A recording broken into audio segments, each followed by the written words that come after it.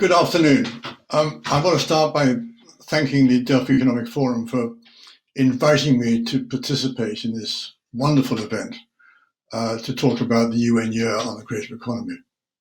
And right at the beginning, I want to recognize and pay tribute to the work done over the past 3, 4, 5 years by Indonesia, Bali, by Colombia in Medellin, and also we look forward to United Arab Emirates having their event, I think later this year.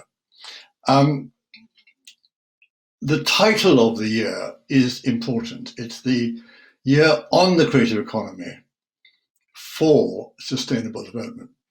And its purpose and its theme is to show how creativity and innovation, because increasingly they work together, is the main driver for change and development, improvement towards a world that is global and sustainable. And I think bringing these elements together marks a historic change in how we see creativity, the creative economy, and how we see it in relationship to global challenges. The year, to my mind, recognizes 4 important truths. It highlights them. It brings them out into the open. The first is that the creative economy is central to society. It's not something on the edges. It's not marginal. It's not small. It grows out of deepest cultural issues, which are different in every country. And it's present in all sectors. So it is most evident in some sectors, but it is present as a multiplying force in all sectors.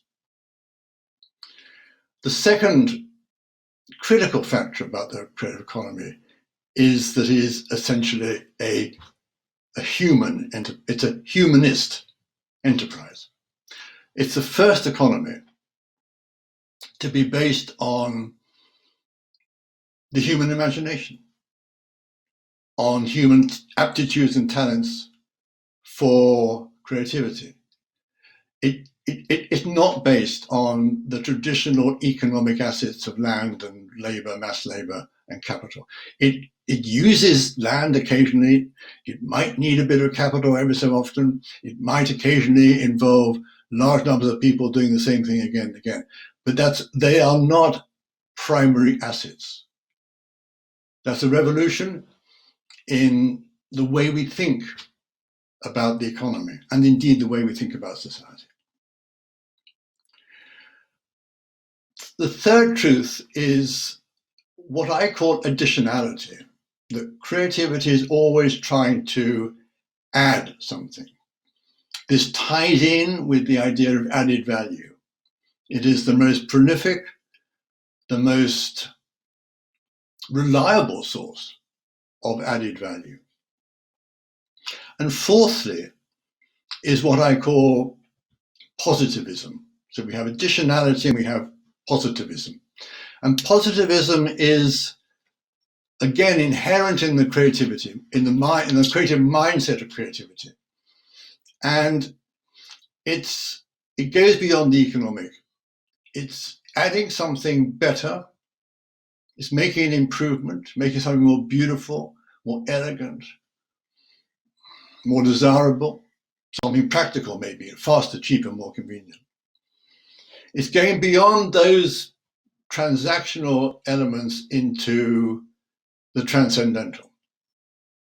It's expressing something desirable about the quality of life that is not captured by economics. And I think these questions of additionality and positivism, which are to do with the motives of people, of why people want to be creative. Why do they want to be creative? I think they're driven very largely by additionality and positivism. And I think the underlying theme of the United Nations International Year on the Creative Economy recognize those two truths. If those two truths were not truths, the year wouldn't work. But they are true, and that's why the year is working. As a result of those truths and the year making them so public, we are engaging in a radical reset. It's a reset about economics, as I've mentioned. It's a reset about capital, banking. There are very few bankers in Silicon Valley, and the question is why? The very few bankers in Hollywood. Why? Why do these big enterprises, these big social, business, tech developments not need bankers? There's new thinking about interest rates, productivity, inflation. There's a reset of the relationship between our daily life and our work. Why do we get up in the morning? What do we want to do? And there's a reset also of how what we do contributes to a global community that is fairer and more sustainable for everyone.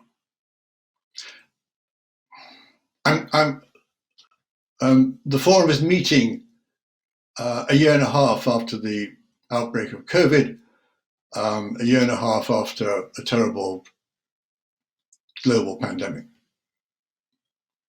Every individual, every country, every city, every village, every organization is faced with creating, navigating, developing, pursuing their own path of recovery out of the experiences of the last 18 months.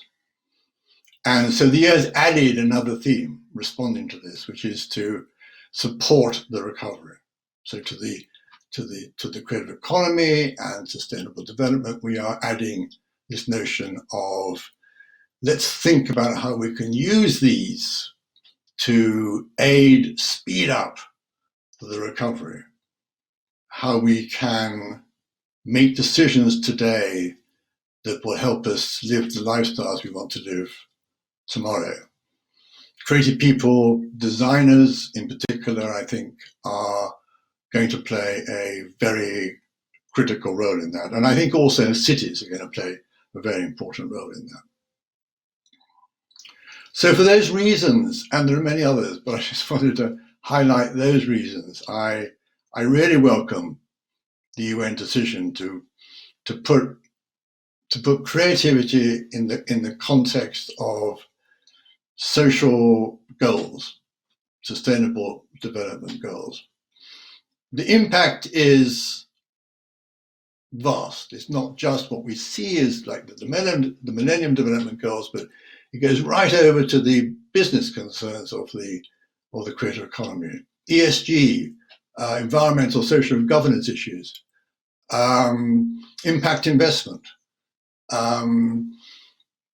Creative people got there first. They've been doing it for years, for decades, for centuries.